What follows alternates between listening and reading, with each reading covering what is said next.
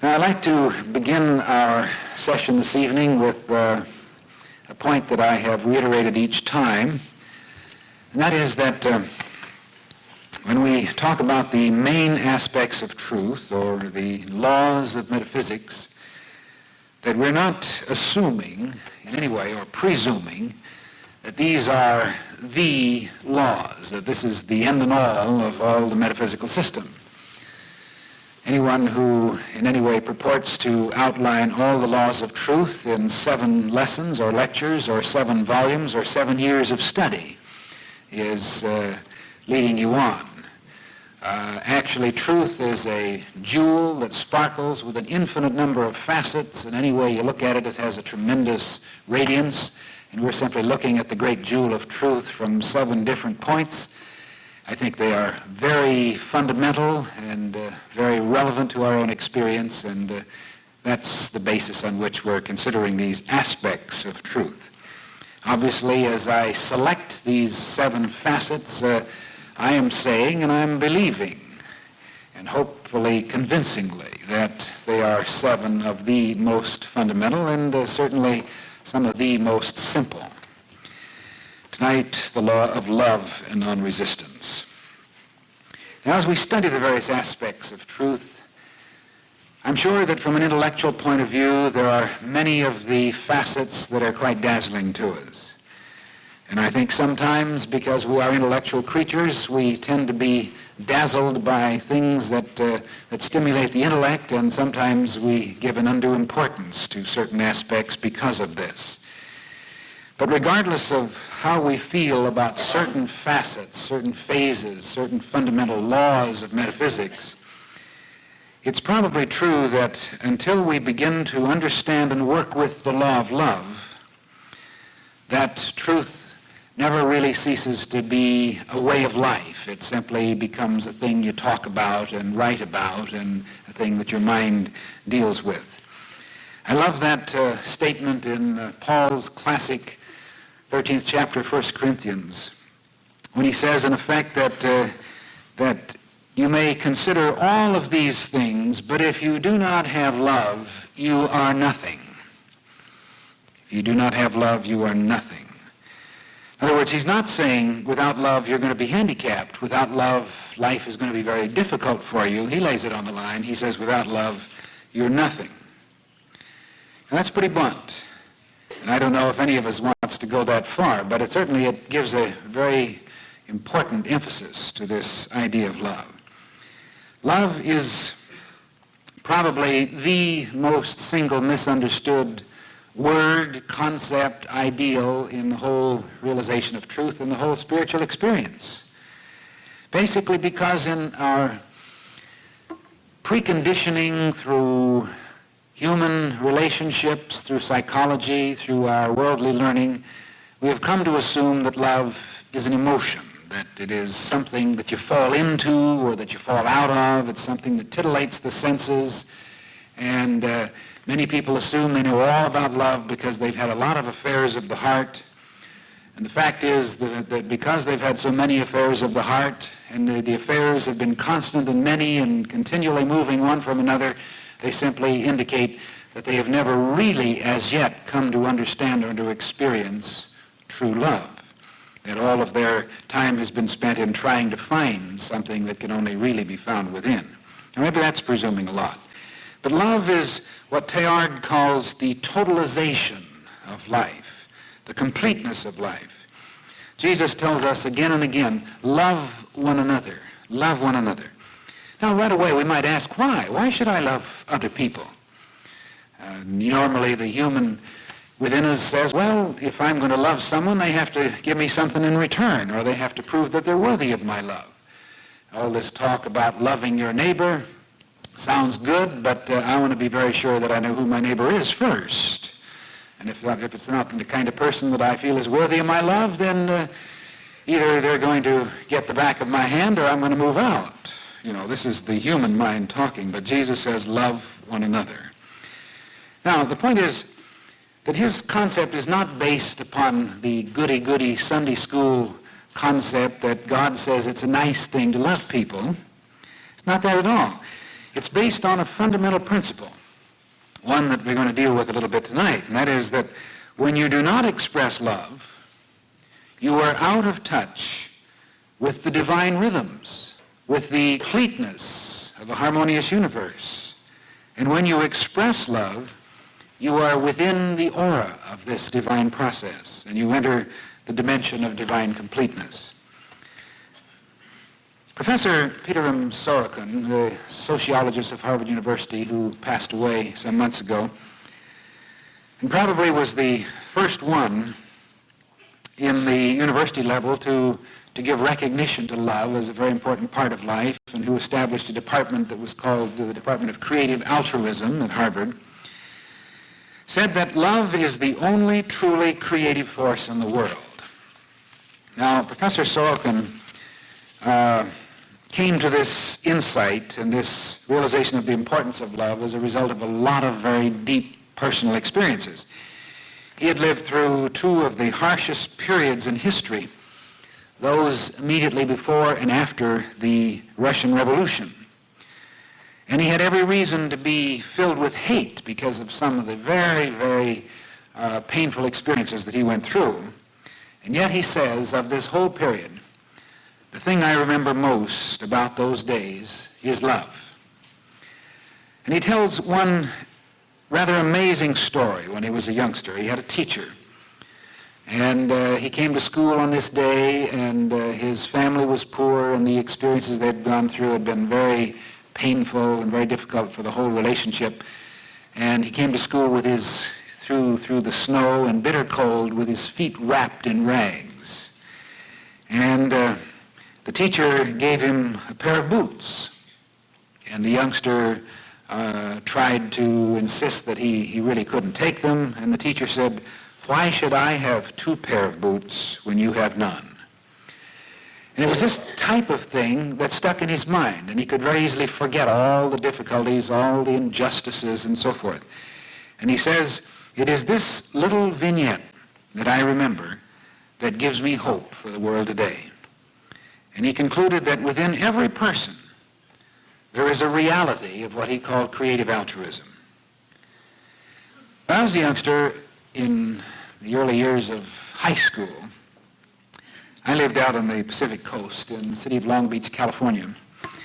And there was a great earthquake. And the schools, all the schools of the city were destroyed. Businesses were disrupted, houses were taken off their foundation and laid flat on the ground. And there were many, many people killed, and there was a tremendous amount of injury and conflict and so forth. And the thing that I remember about this whole experience that went on for actually several years, because it was several years that after this that the schools were not rebuilt, and we went to school in tents and all this sort of thing. So it was a period of my life that I have a great memory of. But the one thing I can remember, and it seems sort of interesting that it's kind of the same memory process that Professor Sorokin seems to indicate. I remember that this was a time when for about 3 months after this crisis, wherever you went, there was a sense of thoughtfulness and mutuality and kindness and friendliness such as I've never seen before, ever. It was a case of you could not walk down the street, but a car would come up and say, "Can I give you a lift?" Or wherever you were, people were forever saying, "Can I help you? Is there something I can do for you?" It was the kind of thing that maybe some of us saw in part, at least, during the blackout of New York City and during various types of crises, when somehow something happens to people. Now, there are those who say, well, it's just that in these times they get fearful and they start at least acting like they're not as bad as they really are. But I have a conviction that certainly parallels this thought of Sorokin's, that every person has within him a deep undercurrent level of love which is his true nature. And I think that this is a reality within a person, and I think it's a reality within mankind, a fundamental force which normally is frustrated by the pressures of living and the competition and human conflicts and so forth. And I think it's that premise, and it's a premise certainly, and no one can say this is exactly the way it is, but it's that premise on which I build most of my personal philosophy in terms of the insight and truth. The idea that the divinity of man is a reality. All else is the outward trappings, that within the human there is the divine, and the human simply covers the divine. And we have occasional moments in our lives when, either in ourselves or in someone else, there is a brief breaking of the clouds, as it were, of human confusion to release this tremendous depth within us. Love is, I believe very strongly, is omnipresent as a reality that is always in some way making its presence known. For instance, it is love that gives heart, or what the fundamentalists would call grace, to the law of causation. In other words, it's not just a very cold, impersonal law that as you give, you receive. If you do this, you get something back. But there is grace to it. There's a softened effect so that you never receive quite as much back in a negative sense as you have given, and you always receive a little more in a positive sense than you have deserved. This is something of the heart aspect of the divine law that's ever present. It is love that gives color and warmth to the creation everywhere. It is love that enables you occasionally in the most sordid slum area anywhere to see a window box with beautiful flowers.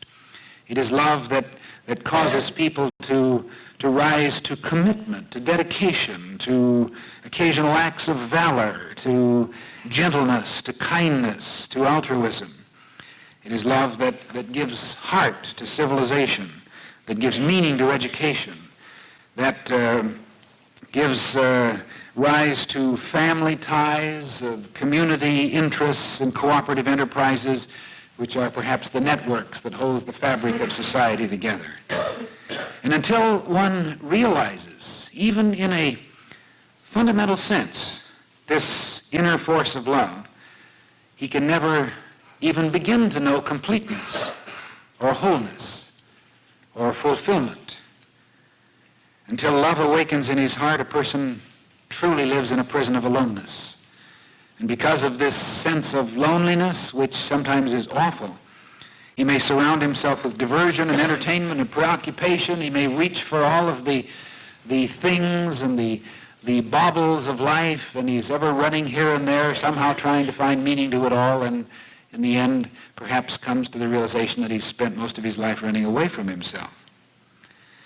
Now, Jesus set forth the laws of love as fundamental in his teaching. And there's no way that you can really properly evaluate the teachings of Jesus unless you give prime emphasis upon the fundamental of love.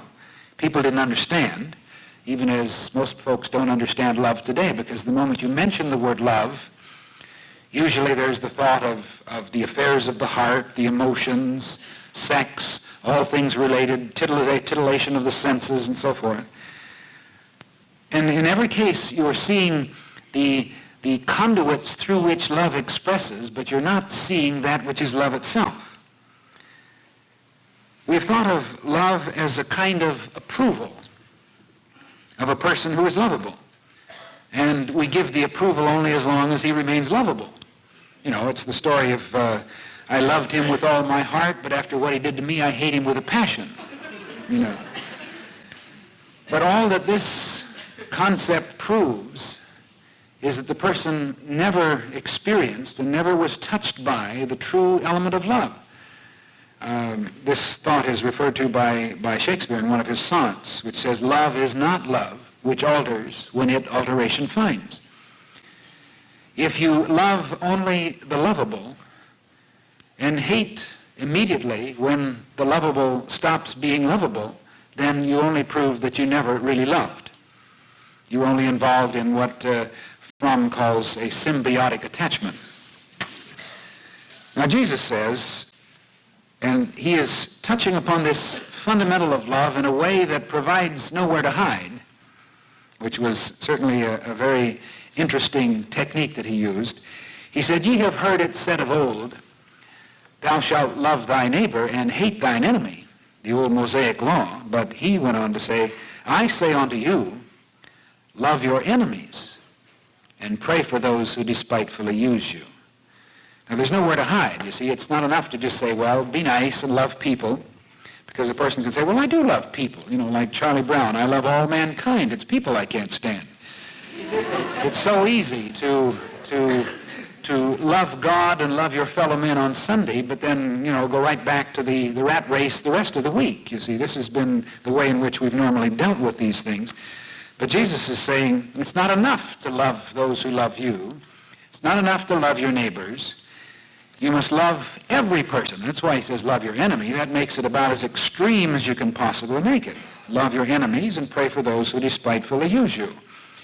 Now, actually, before he finishes what he has to say, normally we turn him off, so that few people have really heard this statement of Jesus in its entirety. Because normally it'd say, well, the man says you have to love your enemies, and of course nobody can really do that, so it's just one of those things they put in the scriptures. But he says, love your enemy and pray for those who despitefully use you, that you may be sons of your Father. Now, this is the part that gives it relevance. What he's saying is that you're a spiritual being, a child of God, but the power that goes along with your divinity is only yours when you act the part. When you stop acting the part, it's like turning off the switch, then you suddenly don't have the power anymore. A light bulb is light only when the switch is turned on. The rest of the time it's simply a bit of glass and a filament. But there's nothing to it. There's no light to a light bulb. Only when the light is turned on, you see. Man is a spiritual being, a child of God, heir to all the infinite potential that inheres in all God's creation, including this depth and wonderful provision of love, which is constant with him. But, as Paul says, as many as are led by the Spirit of God, these are the sons of God. That in a sense you are a son, an S-U-N of God. You're a radiant expression of the divine process only when you're plugged in. So the point is, love, not because people deserve it, that's irrelevant. And that's usually the defense. He doesn't deserve my love. But the question is, do you deserve your love? And your life cannot be full. You cannot actually be healthy. You do not actually have contact with the power that makes for success, for fulfillment in any area of your life, unless you're turned on to love. So love, regardless of what happens out there, or regardless of what people say, simply because you need it. You deserve it. And it's imperative that you keep that consciousness of love turned on. And the law is that at any time, under any circumstance, you can always turn on this light of love. It's not a case of an emotion that requires some sort of an outward relationship, that has to have someone that is deserving or someone who's sharing love with you. It's an inner power that you can turn on at any time. Any time you can turn on the light of love. Now, it's probably true that most of us have been conditioned otherwise in life, because we thought of love as something someone gives you, and we've defended our seeming lack of love by the fact that, well, my mother didn't love me, my father was bad to me, and I grew up in a surrounding where there wasn't much love around, and therefore that's why I'm like I am. And psychology for so many years stressed the idea that the most important thing in life is to be loved.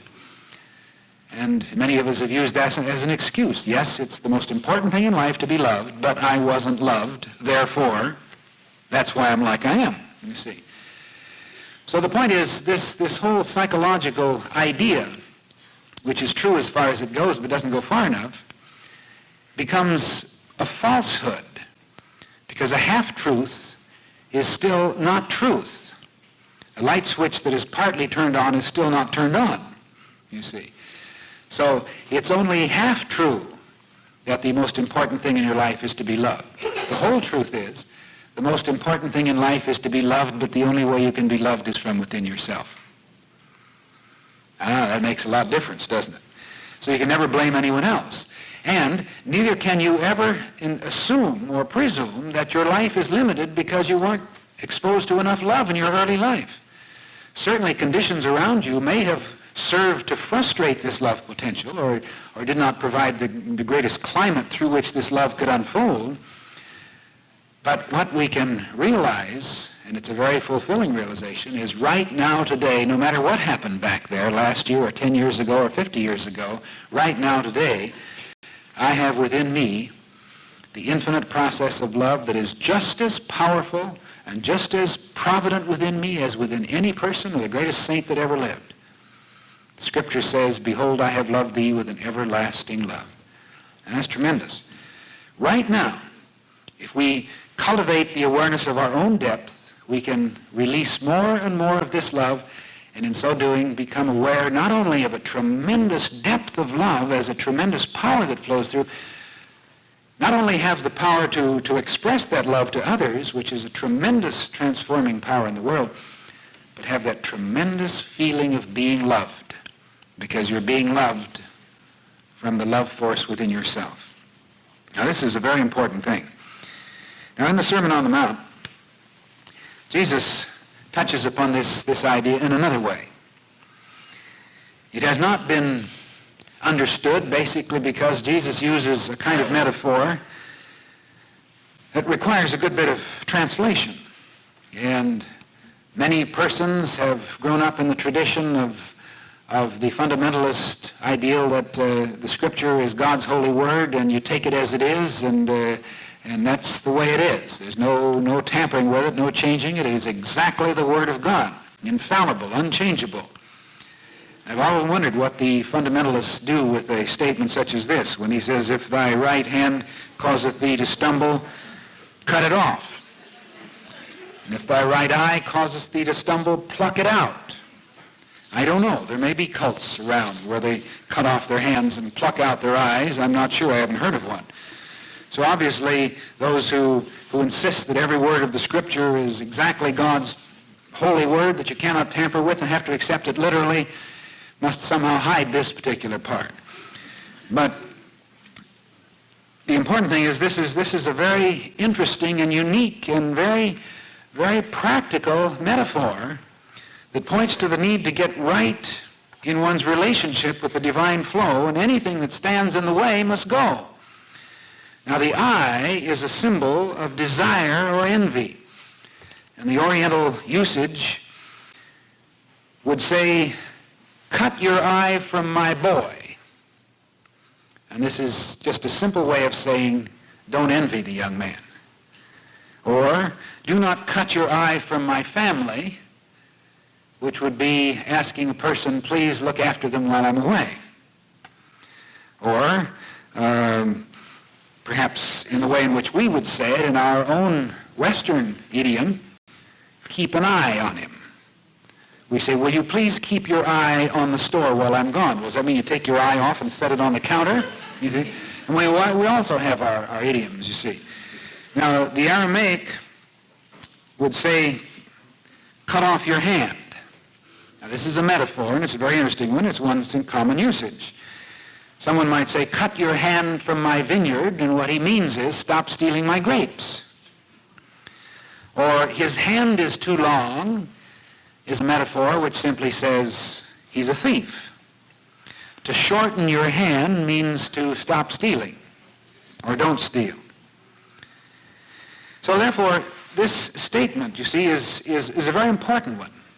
And what Jesus is saying is that if there's anything in your consciousness that is hanging you up and blocking the flow of this natural releasement of love from within you, then you've got to get rid of it. Resistance is always within your own consciousness, no matter what situations happen out there around you. We have a statement we use so often: the incident is external, the reaction is your own. Resistance is never caused by people, relationships, situations, or what you hear on the television at night. The resistance is what you do about it, how you react to it, you see. And if you are reacting negatively to too many things, then you'd better pluck out your eye and cut off your hand, in a metaphorical sense, to get these things out of your own consciousness, because it is blocking the flow of love. And there is a dynamic power within every person that is seeking, normally unsuccessfully, to express itself within the person. And that's this power of love. And this frustration of the flow of love within the person is probably at the root of most of the mental and physical ills that people experience. The psychosomatic medical researcher would certainly be the first one to say here to that. In other words, we may think we have good reason not to express love to a particular person for what they have done or for what they are. But the law is we cannot afford to entertain thoughts that separate us from this flow of love. In other words, there's a law involved which says love or else. There's no way that man can be whole or healthy or complete or fulfilled without the flow of love. We try in many ways, and we use all sorts of outer methods and means to try to gain fulfillment and wholeness, none of which ever succeeds. It only, as we said last Sunday, gets us on the merry-go-round where we spend our life clutching for the brass ring, and we get the brass ring occasionally, and it gives us a free ride so we can go back and ride again. So we spend all of our life going round and round, clutching for the brass ring on the particular television show or the particular bauble that we buy or the thing we do or the person who's going to take us here and do that. And all these things give us satisfaction and fulfillment, and isn't it wonderful, and life is great. And deep within ourselves we know that it's all empty and it's all sham and that we're running away from ourselves. There's no way that we can find fulfillment without the flow of love. As Smiley Blanton would say, he wrote a book on the subject a few years ago, Love or Perish. That's putting it pretty bluntly. He's not talking about emotional love, not projecting this mental feeling, I must love people, oh, I got to go around loving everybody. It's the worst thing you can do, is to go on trying to love people. The worst thing you can do. That sounds contradictory to what I'm saying. But what we're saying is love is a divine law. Fillmore used to say love is not the plaything of human volition, but the action of divine law. It's not a thing that you can stir up or awaken or conjure up within yourself. Don't try to love people. To try to love is not to love. That's a statement I use often, and it's a very important one. To try to love is not to love. Because if you try to love, you're trying to create it. You're trying to somehow conjure up a feeling for this thing. I've heard people say, because they get this idea in truth or in metaphysics, that you're supposed to love. So they say, I'm going to love everybody. I'm going to love. And quite often I've heard people say, and sometimes they act as if they were saying, and they might as well put it in words, I'll love him if it kills me. There's no way that you can get involved in love with that kind of willpower, that kind of intensity. To try to love is not to love. That isn't what love is about. The important thing is love is a natural, fundamental, divine flow at the heart and root within every person. The need is to eliminate from consciousness all of the barriers that are keeping this love from expressing itself naturally through you. And the best evidence is when we begin to deal with the idea of non-resistance. Non-resistance is but another way of referring to the action of love.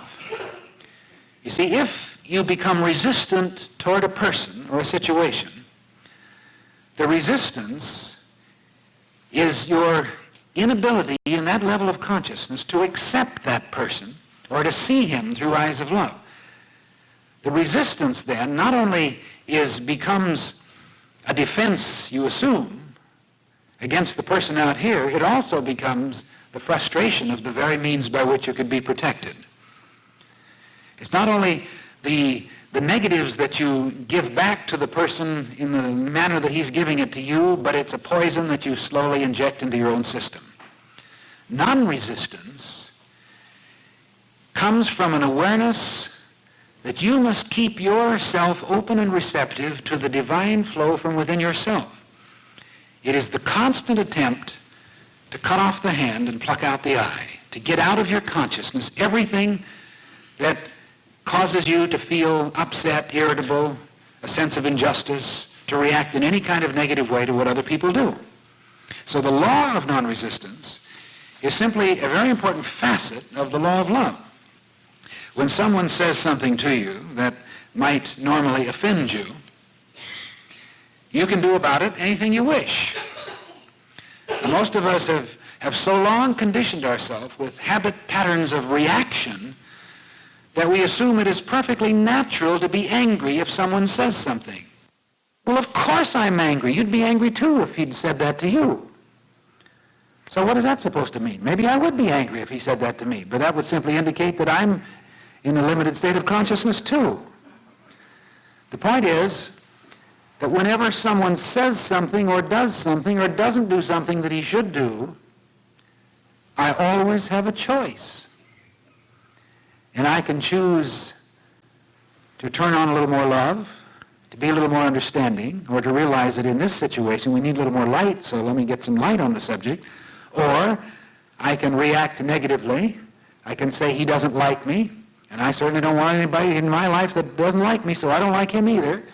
And so we give him back exactly what he's given for me in the same coin. We turn off the light and immediately have darkness, confusion, and all the things that quite often erupt even into outward physical combat. All because, not because of what he did or what he said or what he didn't do that he should have done, but because of how I reacted to what he did or said. My resistance, you see. So non-resistance comes from an understanding that my life is absolutely dependent upon sustaining a realization and a flow of love. My life, in terms of happiness, fulfillment, success, even physical health and the proper functioning of the cells and organs of my body, is absolutely dependent upon keeping contact with the flow of love. So non-resistance is that fundamental law by which we continually work to eliminate all the blocks, all the obstructions, all the frustrations, so that we can keep open to the flow of love. It takes effort. It's not the simplest thing in the world. But then what else in life is the simple thing in the world that we would like it all to be? Everything that is important takes effort, takes discipline, takes practice. The fundamental in this is that if you resist a thing, if you fight a thing, then you endow it with the power to resist you and to fight you and to hurt you. And in the end, we're always hurt the most by the things that we've given the power to hurt us by our own resistance. It's hard for us to accept that. It's hard for us to admit it to ourselves, but it's a fundamental truth that we need to work with. Many persons have a great deal of resistance and fear relative to danger, because there's so much around today in the newspapers and in the general conversation of how awful things are and the terrible state of affairs in our city and in our country, and wherever you go, danger is lurking in the darkness, and you can, as long as one is in this state of consciousness, he can justify all the negatives and all the fears by just reading the outline of all the terrible things that happen in the newspapers. And it's all there. And we're not saying that you should put your head put your head in the sand like a ostrich. My mind is working great tonight. I'm open and receptive. But it's not that we want to refuse to accept what we call reality. And some people justify their tendency of groveling in all the negatives by saying, well, after all, one must be informed. And as I've said so often, that this kind of information is really a mental deformation. The important thing is, certainly it's important to be aware of things that go on. But, and this is a very important realization, when we are aware, then we should do the perfectly natural, logical, reasonable thing. And that is, if there is darkness, turn on more light. Sounds logical when we do it on that basis, isn't it? If there's darkness in a room, turn on more light. If the room is filled with hostile people, turn on more light. And yet what happens if we walk into a room of hostile people? We usually turn the light off. We say, this room is full of hatred and bitterness. I refuse to stay in this room, and we walk on our heels, turn on our heels and walk away. And we assume that that's the logical thing to do. Wherever we are, if we read about or if we sense or see certain things that are negative, Then there is the thought, oh, isn't that terrible? That's awful. Oh, and immediately our mind goes to fear and worry and defensiveness and insecurity and all of these things. And yet the fundamental is, if you resist a thing, you give it the power to fight you back. That which I fear comes upon me, said Job. Fundamental is, and there's been some studies in this particular area that I think are quite interesting, that if you want to think of the thief, for instance, the thief may walk down a hall and go past many, many doors, sometimes doors that are open, to go to a particular door, and he's impelled by something that he's not even aware of, almost an instinct, which draws him to the place where there is the scent of fear. Just almost in the same way as an animal. An animal that might leave totally unharmed someone who loves animals and would attack the person who has great fear of animals. And certainly a person involved in crime or any sort of criminal pursuits is a person who is acting upon the animal part of his nature, so he's more sensitive to this sort of thing. So that the greatest way to achieve protection and security is to express more love rather than less. So from a human point of view, we do just the opposite of the most reasonable, most logical approach. Normally we become more fearful, more anxious, more worried, more resistant, more resentful, more downright hateful of all the terrible things that are going on, rather than to turn on more love. And that love flow from within ourselves is always there as a potential for protection and for peace and for the means of living the fulfilled life regardless of outer situations. And this is a very important thing. So we have to work at it, to pluck out the eye and cut off the hand, as Jesus would say, to work to erase the fear and the worry and the resistance from our consciousness. And this has to be a very important priority when we're involved in working or living in a community where there's a great deal of fear and resistance. We have to work to overcome that from our own consciousness. And I say, stop reading about horrible things, especially if your mind is such that you're going to immediately begin to imagine that those things could happen to you. Because there's a little bit of paranoid feelings within all persons, and this simply gives fire to the flame, and the first thing you know, we find ourselves thinking, well, isn't that terrible, what if it happened to me, and so forth. Work to eliminate that kind of consciousness, and it takes a great deal of effort, and that's what our study of truth is all about. Now, this is not saying that you're simply going to suddenly become a magnanimous person, and you're going to go around saying, oh, I love everybody, I bless everybody. Certainly, in the long run, one must begin to work toward that state of consciousness, but it takes a great deal of effort. It's a matter of getting out of the kind of consciousness that is dealing negatively with all the changing experiences of life so that you can begin to deal positively with them. One of the ways in which you can do this, or one of the ways in which you can perhaps take an honest look at yourself, is in what I call the fishhook syndrome.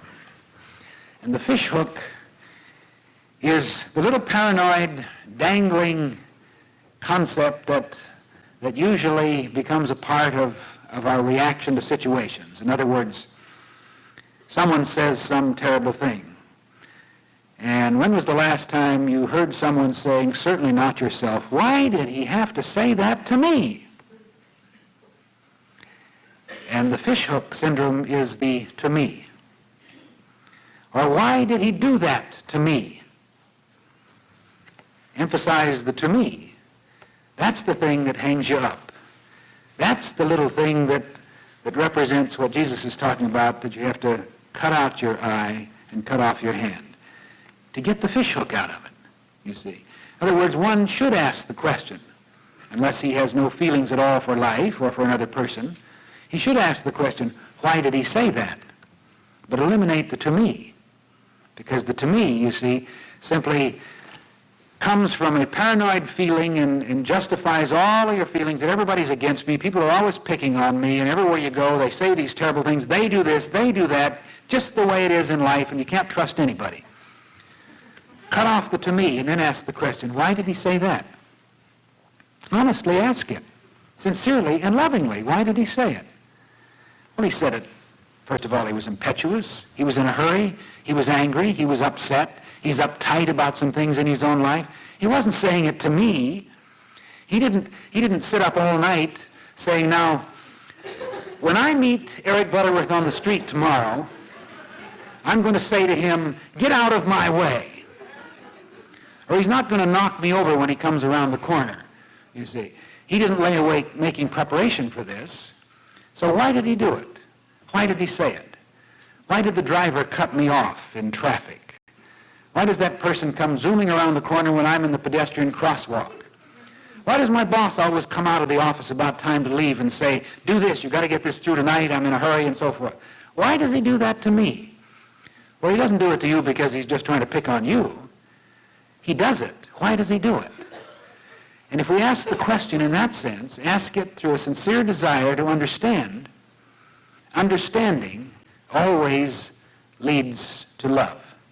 Someone once said, if I knew you and you knew me, we would love each other. And it is because we don't know the other person, because we don't really see the other person, because our eyes are blinded by prejudice. And if anyone has ever said, and I've heard people say it, that I have no prejudices whatever, that person has never had the slightest glimpse of the realities within himself. There does not exist a person in the world without prejudices. So let's don't say, oh, these people are so prejudiced. We're all prejudiced. And it might even shock you for me to hear me say that Jesus was prejudiced. That doesn't mean that justifies prejudice. What it does do is vindicate the realization that Jesus was a man such as we on the quest for spiritual unfoldment. And if you don't believe that he was prejudiced, you go back and read all of the things he said about the Pharisees. Vipers, he talked about them in the language that somehow would be almost unprintable if we could really understand the idiom.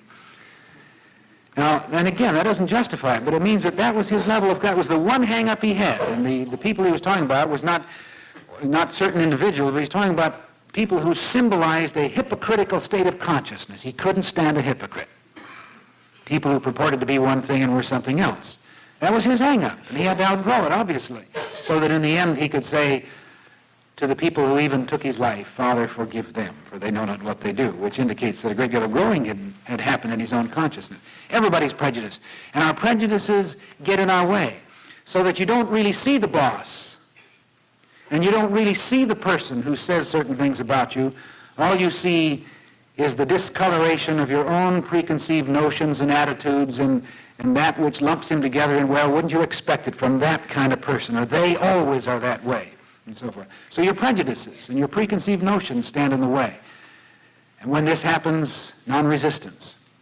And the law of non-resistance is that if you can work to eliminate, with a self-honest appraisal of yourself, eliminate within yourself the things that are keeping you from experiencing and releasing and radiating the flow of love, then suddenly this person, as a problem to you, suddenly disappears because he becomes a different person. He's not the same one as he was before. Suddenly it's not the same boss. Quite often people will say, oh, he's changed so much. And he may well have changed. But it's more than likely that the greatest change has taken place in the way in which you've seen him. Where you were seeing him in one before, now in understanding and in love you see him in an entirely different way. So the goal is to begin to see people through the eyes of love. Jesus would say, in the world you have tribulation, but lo, I have overcome the world, which means I have risen above the attitudes and the tendencies and the self-limiting views that have discolored my thinking, so that now I can relate in a loving way. You might sometime try an experiment, and we're dealing with something that can be very abstract, but it can be a very concrete experience if you work at it. Wherever there is a time when you are within a room or in an office, an assembly of people of any kind, where you find yourself, perhaps by life's chance experience, find yourself having to associate with or sit by or work with people that would not be the kind of people that you normally would choose for your own living room. And living in an urban area, we're faced with this sort of thing all the time. When you're in that kind of a situation, riding in a subway or a train or sitting in a waiting room in a doctor's office or just in your own office, and you look around and you see many people who, if you're honest with yourself, you would find a little bit of resistance toward, then this is a great opportunity to practice this concept of love and non-resistance. And one of the ways you can do this, first of all, remember, as we've said before, as a prerequisite, don't try to love everybody there. Don't try to love. Don't say, I'm going to love everybody in this subway. And yet, in the end, you can accomplish just that. But by letting go. And the best way to do it is take a moment. This is if you have some time, and usually when you ride a subway or sitting in an office or something, or and maybe not in an office, you're supposed to be working, but sitting in a waiting room or something like that. And you can close your eyes for just a few minutes and center your attention upon the image of this tremendous depth or pool or flower or radiance or light of love at the center of you. Get the sense that you can almost be objective and you can look at this in yourself and see this tremendous pool of love. Any image that seems satisfactory to you. Realizing, of course, that this pool of love in you is really the reality of you. But yet, in your human sense, get the feeling that you can stand off and look at it. And so look into yourself and see this tremendous depth of love. And then let this flame or flower or this realization, this pool of love, actually become overwhelming to the sense that suddenly you feel yourself immersed in it, almost consumed by it, until it becomes you. Or perhaps you might want to use the image of Plotinus, who says, get the feeling of God rushing, streaming, pouring into you from all sides while you sit quiet. Just get the sense that something of a divine flow is coming into you and filling you, and you just kind of suddenly feel that you're radiant with this consciousness.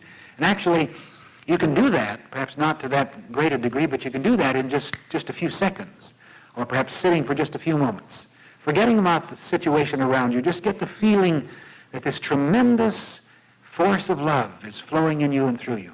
And then out of this consciousness, and to whatever level you can experience it, you may surprise yourself, then open your eyes and look at one of the persons out here in a subway, or maybe somebody sitting right across from you. Just look at him without any sense of consciously trying to project anything. Just look at him with the feeling that your whole sight is being colored by this flow of love through you. And before you let your human thoughts enter in and your feelings of resistance to say, oh, well, I don't know, I don't like the way he dresses or whatever, turn to someone else, you see, to try and keep your own consciousness free from the human reactions and prejudices, and just turn from one person to another and let this sense of love flow out. And you may find, first of all, a very interesting thing happen. And the first thing that happens is you will begin to feel sort of relaxed and easy. You will feel that the perhaps unconscious sense of resistance and even insecurity that may have been harboring there is dissolved. And you just kind of feel good about things. And you'll feel good about the people.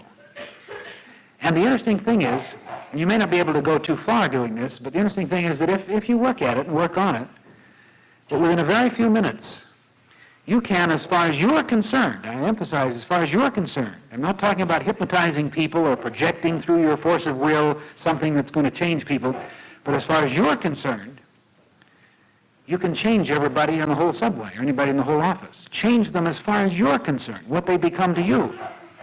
And because this consciousness that flows forth from you is like light, and wherever light is, obviously darkness disappears. And when a person feels himself suddenly surrounded in light, he functions just a little differently than he does if he's surrounded in darkness.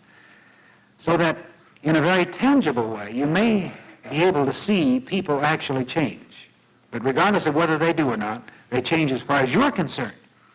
So that one person in a room full of neutral people or even hostile people can be an influence, potentially change the whole vibration, the whole consciousness of the room. But it's a marvelous exercise.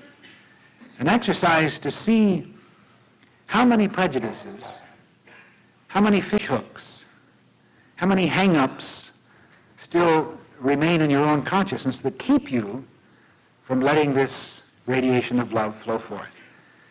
Now, you may find that you still want to hold on to a lot of the excuses and the rationalizations. Well, now, after all, nobody would expect me to love that, you see. Oh, no. But if one is honest in his seeking to understand himself and in dealing with the law of truth, he realizes that no matter what that person is or what he does, that if I resist that person, it is because of something within me that is blocking the natural flow of love, which would protect me and which would send forth something that would actually be an influence of blessing to that person. Now, maybe this is being a little mystical, and some would say terribly impractical. But we're dealing with a fundamental of love in the context of law. And when we're dealing with law, we're dealing with something that's very exact. The flow of electricity we think of in terms of law, the law of electricity. And we know that it's important that you keep the house properly wired, have all the fuses put in, the light bulbs in order, and that when you want light, you keep the light turned on, right? It's that simple. Nothing mystical about that. Down to earth, practical, empirical, if you want to use the philosophical term. But in the awareness of love, sometimes we know that's kind of impractical for our times. And yet, anyone who rides a subway would like to feel secure and fulfilled and happy and friendly. Anyone who works in an office would like to feel that the people he has to associate with are at least some way on a vibration where he can relate in a wholesome and a loving manner. Anyone who spends any time with people anywhere certainly would like to feel that he could be relaxed and free, regardless of relationships. We all hope for that. We look for it. We long for it. And yet so often we do just the opposite of the things that are practical in achieving just that. So the thing I'm suggesting is one of the ways by which we can come to grips with the personal experience of this law of love and non-resistance. Tremendously important, tremendously vital, and greatly practical. The important thing is love, again to use Teilhard de Chardin's word, is the great totalizer. Love is that which enables us to experience and to enter into the consciousness of divine completion. There is something within us that longs for completion, longs for fulfillment, longs for wholeness. And there's no way except through the freeing, fulfilling process of love within us. And I say that one of the most important subjects, if you will, for meditation, not a lot of people talk about meditation today, one of the most important subjects of meditation is just the thing that we talked about in a very simple way in the subway. And that is to meditate on the realization that you are in the flow of love. There's nothing more important to you, nothing more vital, nothing more practical in your life. Just take a while to reflect, meditate, engage in an inner experience of prayer without trying to do anything, to say anything, to reach for anything, just to be still and get the feeling that you are being loved. And one of the images that I find most helpful is to think of a storage battery. And if your battery is run down, you take it to a place and have it charged. Or if you have your own charger, you hook it up, turn on the juice, and the battery doesn't do anything, it doesn't reach for anything, it doesn't cry out, please help me. The battery is just receptive and the charge flows in. And I like to think of this dynamic, universal power and process of love as a charging, recharging process within that's vital, it's meaningful, it's practical, it's ever-present, and is the source of all the power that man can wield if he has any power at all. So a beautiful experience in meditation is just to get still, relax, and get the feeling the whole universe, in terms of what Teilhard calls this totalizing process, this great love force, is rushing, streaming, pouring into you from all sides, charging and recharging, filling, thrilling, vitalizing, while you just relax and accept it. And the result, of course, is that you find suddenly you have a clearer perception, you have an ability to see clearly, to understand people, to deal with life without so many of the little resistances and the fishhooks and the hang-ups that tend to stand in the way. But we're dealing with fundamental law, not caprice. We're dealing with that which is the action of divine law, and not, as Fillmore says, the plaything of human volition.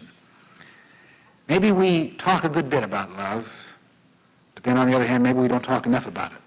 But one thing is true, most of us don't do enough about it, because it's the one vital force in all life. As Sorokin says, it's the greatest creative power in the universe.